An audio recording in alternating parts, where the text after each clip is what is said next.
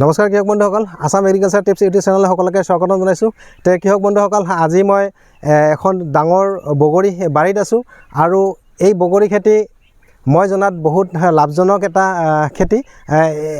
যিজন খেতিয়কৰ মই খেতিত আজি উপস্থিত আছোঁ, এখেতে 22 বিঘা মাটিত বগৰী খেতি কৰিছে বুলি মই গম পাইছোঁ।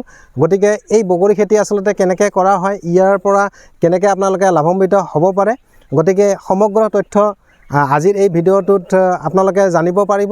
তে কৃষক বন্ধুসকল, মই আজি উপস্থিত আছোঁ চিৰাং জিলাৰ পশ্চিম দেৱালগুৰি গাঁৱত আৰু ইয়াতে আকবৰ আলী আহমেদ নামৰ এজন ক'ব গ'লে কৰ'ৰপতি খেতিয়ক। তেখেতক কৰ'ৰপতি খেতিয়ক বুলি ক'লেও ভুল কৰা নহ'ব। তেখেতে এই কৃষি ক্ষেত্ৰত কৰ'ৰ টকা হয়তো ইনভেষ্ট কৰে, কৰ'ৰ টকা লাভ কৰে। গতিকে এই বগৰী খেতি আকবৰ আলী আহমেদে কেনেকৈ কৰিছে, কি প্ৰজাতিৰ বগৰী খেতি কৰিছে, সেই সন্দৰ্ভত বিতং আমি আকবৰ আলী দাৰ পৰা জানিম। তে আকবৰ দা, এই যোনবিলাক মই বগৰী খেতি ইয়াতে দেখিছোঁ। হয়, নমস্কাৰ। মোৰ নাম আকবৰ আলী আহমেদ, গাঁও পশ্চিম Dewalguri, post office Mojabari, PS Basugaon, district Chirang. তো ইয়াতে মোৰ দুটা ভেৰাইটি আছে দাদা। এটা হ'ল বল সুন্দৰী, এই পাহালৰ যিবিলাক আছে এইবিলাক বল সুন্দৰী, অলপ 10-15 দিন পিছৰ পৰা আমি হাৰভেষ্ট কৰিম। আৰু এইটো হ'ল মিছ ইণ্ডিয়া ভেৰাইটি। এইটো আমি অলৰেডি 20-25 দিন হ'ল বিক্ৰী কৰি আছোঁ অলৰেডি। মোটামুটি জানুৱাৰী 12-13 তাৰিখৰ পৰা আমি অলৰেডি বিক্ৰী কৰি আছোঁ। তো আজি 4 তাৰিখ। তো ইয়াতে মোৰ 22 বিঘা আছে আৰু আমি ইয়াতে ইণ্ট্ৰা ক্ৰপিং কৰিছোঁ। ইয়াতে ৱাটাৰমেলন লগাইছিলোঁ, ৱাটাৰমেলনটো উঠাৰ পিছত আমি ইয়াতে আকৌ পাইনাপেল লগাইছোঁ, তাৰপিছত বগৰী আছে। তো আমি নিজে কৰি আছোঁ আৰু আনকো সহায় কৰি আছোঁ। আমি অল অভাৰ অসমৰ বিভিন্ন ঠাইত, নৰ্থ ইষ্টত বিভিন্ন ঠাইত আমি অলৰেডি মানুহক মানে পৰামৰ্শ দি আছোঁ। আৰু আমি এইবিলাক খেতিত কৰিলে আমি বাহিৰৰ পৰা যিমানখিনি ফল মূল আহে সেইখিনি যাতে আমিয়ে চেল কৰিব পাৰোঁ, সেইখিনি প্ৰচেছ লৈ আমি অলৰেডি বহুত ডিষ্ট্ৰিক্টতে কাম কৰি আছোঁ আৰু বহুত মানুহৰ সঁহাৰি পাইছোঁ। আৰু অলৰেডি আগৰ দিনত লাহে লাহে আগবাঢ়ি যাই আছোঁ। বহুত নতুন মানে ভেৰাইটিৰ ওপৰত কাম কৰি আছোঁ। মোৰ ফাৰ্মত এইখিনি বগৰী আছে, বাকী ড্ৰাগন আছে, মাল্টা আছে, পাইনাপেল আছে আৰু ৱাটাৰমেলন লগাই আছোঁ এইফালে আজি।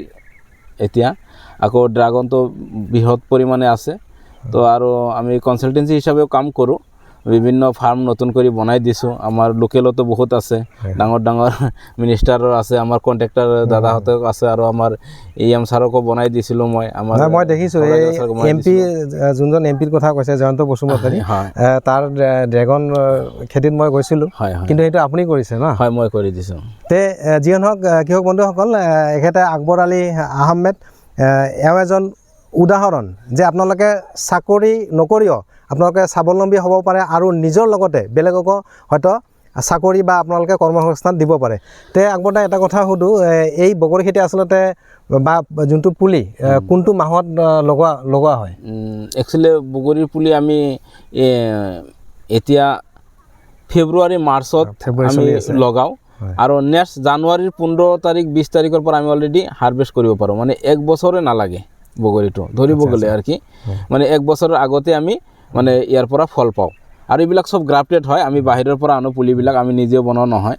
আৰু ইয়াতে আমি যিখিনি মানে সাৰ, যিখিনি মানে আপোনাৰ টেকনিকেল ইছ্যু, এইবিলাক চব সাৰ আচলতে কি সাৰ ব্যৱহাৰ কৰোঁ? ইয়াতে আমি মেক্সিমাম গোবৰ সাৰ দিওঁ আৰু লগতে আমি সুপাৰ, পটাছ, DAP এইবিলাক অলপ দিওঁ। আচ্ছা, কিবা কীটনাশক বা কিবা ভেঁকুৰনাশক স্প্ৰে কৰিবলগীয়া হয় নেকি?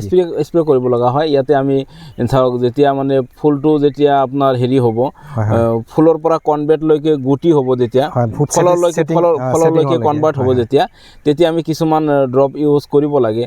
সেইখিনি টাইমত মানে অলপ কেয়াৰটো ভাল কৈ ল'ব লাগে। বাকী আৰু ইমান কৰিব লাগে একো নাই। আপুনি মাটিটো যাতে অলপ ওখ মাটি হয়, বালিচহীয়া মাটি হ'লে, পলু মাটি হ'লে বেছি ভাল হয়। আচ্ছা, পানী কেনেকৈ যোগান ধৰিব লাগে? পানীৰ পৰিমাণটো আমি পানীটো ফ্লাইট কৰি দিওঁ। যেতিয়া মাটিটো বেছি একেবাৰে শুকাই যায়, তেতিয়া আমি মাটিটো পানী দি দিওঁ অলপ। আৰু এতিয়া আৰু নিদিওঁ, এতিয়া অলৰেডি আৰু আমাৰ কালাৰ আহি গৈছে বগৰীত। এতিয়া আমি আৰু বিক্ৰী কৰি আছোঁ অলৰেডি। এতিয়া আৰু পানী দিয়াৰ আমাৰ দৰকাৰ নাই। কিন্তু ইয়াৰ আগতে যেতিয়া ফুলটো ফল সৰু সৰু আছিল তেতিয়া আমি পানী দিছিলোঁ। হয় হয়। তে আকবৰ দা আৰু এটা কথা যে যদি নতুন প্ৰজন্ম বা নতুন যুৱক হওক বা কোনোবা যদি ব্যক্তিয়ে যদি সেই বগৰী খেতি কৰিব বিচাৰে আপুনি পুলি যোগান ধৰিব পাৰিবনে ইয়াৰ পৰা? চাওক আমাৰ অলৰেডি আজি নহয়, আজিৰ পৰা 7 বছৰ ধৰি আমি এইটো কাম কৰি আছোঁ। আচ্ছা আচ্ছা। অলৰেডি আমি বহুত জাগাত গৈছোঁ, ট্ৰেইনিঙো লৈছোঁ আৰু অলৰেডি আমি এতিয়া ট্ৰেইনিং দি আছোঁ মানুহক। আচ্ছা আচ্ছা। এগ্ৰিকালচাৰ ইউনিভাৰ্চিটিৰ পৰা আমাৰ ইয়াতে বহুত টিম আহে, তাৰপিছত বিভিন্ন কলেজৰ পৰা আহে, বিভিন্ন কেবিকেৰ পৰা আহি আছে, এগ্ৰিকালচাৰ অফিচৰ পৰা আহি আছে। তো আমি অলৰেডি নিজে কৰি আছোঁ আৰু মানুহকো বনাই দি আছোঁ। আমি খালি পুলি যোগান ধৰা নহয়, পুলিটো যোগান ধৰিবই পাৰোঁ, লগতে আৰু A to Z গাইড কৰি দিওঁ আমি, মানে কেনেকৈ পুলিটো লগাব লাগিব, কেনেকৈ ইয়াক সাৰ দিব লাগিব, কেনেকৈ পানী দিব লাগিব, ইয়াক কেনেকৈ যত্ন ল'ব লাগিব, A to Z গাইড আমি ফ্ৰীকৈ কৰি দি আছোঁ। ফ্ৰীকৈ কৰি দিয়ে। হয়। তে কৃষক বন্ধুসকল আপোনালোকে শুনিলে, যদি কোনোবাই নতুনকৈ আপোনালোকে এই বগৰী খেতিৰ লগত জড়িত হ'ব বিচাৰে বা কৰিব বিচাৰে আপোনালোকে আৰামছে কৰিব পাৰিব। এখেতৰ কণ্টেক্ট নাম্বাৰ মই স্ক্ৰীণত দি দিম, হয়তো আপোনালোকে চিধা কণ্টেক্ট কৰি ল'ব, কেনেকৈ হয়তো পুলি আপোনালোকে পাব বা পুলিৰ দাম কিমান পৰিব। তাতে আকবৰ দা এটা কথা, যদি কোনোবা নতুন খেতিয়কে যদি এবিঘা মাটিত মানে এই বগৰী খেতি কৰিব বিচাৰে মিনিমাম খৰচ কিমান হ'ব বা আৰু ইয়াৰ প্ৰফিট কিমান হ'ব, এটা যদি এভাৰেজ আমি যদি মিলাই? এটা কথা হ'ল কি, মানে যদি 1 বিঘা মাটিত আপুনি কৰিব বিচাৰে মোটামুটি 40,000 পৰা 50,000 টকা খৰচা আছে। আচ্ছা, 40-50 1 বিঘাত? 1 বিঘা 40,000 পৰা 50,000। হয় হয়। আৰু ইয়াত প্ৰফিটটো আপুনি ধৰক মোটামুটি 1 লাখৰ পৰা 1.5 লাখলৈকে খৰচা বাদ দি, যদি আপুনি ভালকৈ কৰিব পাৰে, যদি গাইডেন্স হিচাপে মানি লৈ যদি ভালকৈ প্ৰফিট কৰিব পাৰে, প্ৰডাকশ্যন কৰিব পাৰে, তেনেহ'লে মিনিমাম 1 লাখ মেক্সিমাম 1.5 লাখলৈকেও আপুনি প্ৰফিট কৰিব পাৰিব।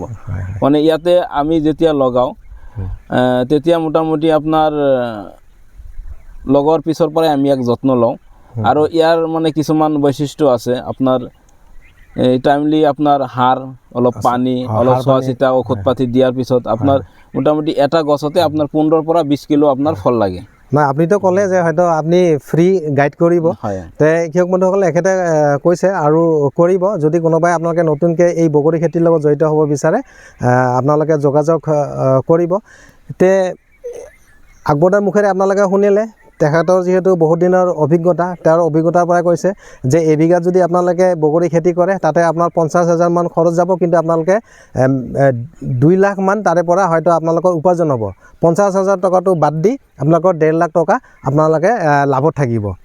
তে আকবৰ দা আৰু এটা কথা মই জানিব বিচাৰোঁ, এই যিবিলাক মাটি, আচলতে মাটি কেনেকুৱা ধৰণৰ মাটি হ'ব লাগে? মাটিবিলাক ওখ মাটি হ'ব লাগে, ওখ মাটি, যাতে পানীটো বাৰিষাৰ পানী জমা হৈ নাথাকে। আচ্ছা আচ্ছা। আৰু বৰষুণৰ পানী হ'লেও যাতে লগে লগে ওলাই যায়, আৰু যদি আমাক পানী লাগে আমি যাতে পানীটো দিয়াৰ ব্যৱস্থাও থাকে, জলসিঞ্চনৰ ব্যৱস্থা থাকে, আৰু যদি বৰিং কৰিও ল'ব পাৰে বা যদি ইৰিগেশ্যনৰ কেনেল আছে সেইটোৰ পানীও দিব পাৰে, এনেকুৱা টাইপৰ মাটি লাগিব। আৰু মাটিটো মানে আপোনাৰ যিকোনো মাটিত হৈ যায়, কিন্তু অলপ বালিচহীয়া মাটি, পলু মাটি হ'লে বগৰীৰ কাৰণে অলপ ভাল। আচ্ছা আচ্ছা। তে বৰ্তমান বজাৰ ৰেট কেনেকুৱা চলি আছে? এতিয়া যিহেতু ফেব্ৰুৱাৰী মাহ পৰিছে, বজাৰ ৰেট কেনেকুৱা চলি আছে বগৰীৰ? বৰ্তমান আমি পাইকাৰী দি আছোঁ 70 টকা আজিৰ ডেটত। 70 টকা দি আছোঁ, আৰু লাহে লাহে আৰু কমিব, মোটামুটি লাষ্টলৈকে আমি 50 টকা 40 টকা দিব লগা হ'ব পাৰে। নে বাঢ়িব? মইতো ভাবা মতে এই আমাৰ মুছলিম ভাইসকলৰ যি ৰমজান মাহ আহি আছে, সেই ৰমজান মাহত বগৰীৰ দামটো অলপ বাঢ়িব নেকি? নাই, নাবাঢ়ে, কাৰণ মানে কিছুমানৰ এতিয়ালৈকে বহুত ডাঙৰ ডাঙৰ ফাৰ্ম আছে, কিছুমানৰ পকা নাই, আৰু মোটামুটি বগৰীটো আপোনাৰ ফাৰ্ষ্ট টাইমত অলপ ৰেট বেছি থাকে, যেতিয়া যিমান দিন দেৰি হৈ যাব তাতে কি হ'ব, লাষ্টত যাইকে মানে বেলেগ বেলেগ ফ্ৰুট আহিব, তেতিয়া বগৰীটো ইমান নাখায় মানুহে। 2-3 মাহ কণ্টিনিউ এটা বস্তু খোৱাৰ পিছত মানুহে মানে এনাৰ্জি নাথাকে বগৰী খোৱাৰ কাৰণে। তো ঠিক আমি কিছুমান জাগাত বাঢ়িব, আপুনি যিটো কথা কৈছে, কিছুমান ঠাইত বাঢ়িব, কিছুমান জাগাত কমিব। আমি মানে বাঢ়াটো ধৰা নাই, আমি কমি যে যাব সেইটোৱে আমি আইডি কৰি আছোঁ, আৰু সেই হিচাপে আমি ৰেটবিলাক ফিক্স কৰি আছোঁ, লাহে লাহে কাম কৰি আছোঁ। মানে খেতিৰ বস্তুবিলাক প্ৰডাকশ্যনটো অলপ বেলেগ ধৰণে হয়, কেতিয়াবা যেতিয়া মাৰ্কেটত বস্তু বেছি এভেইলেবল হয় তেতিয়া হয়তো দামটো কমে, সেইটো স্বাভাৱিক কথা।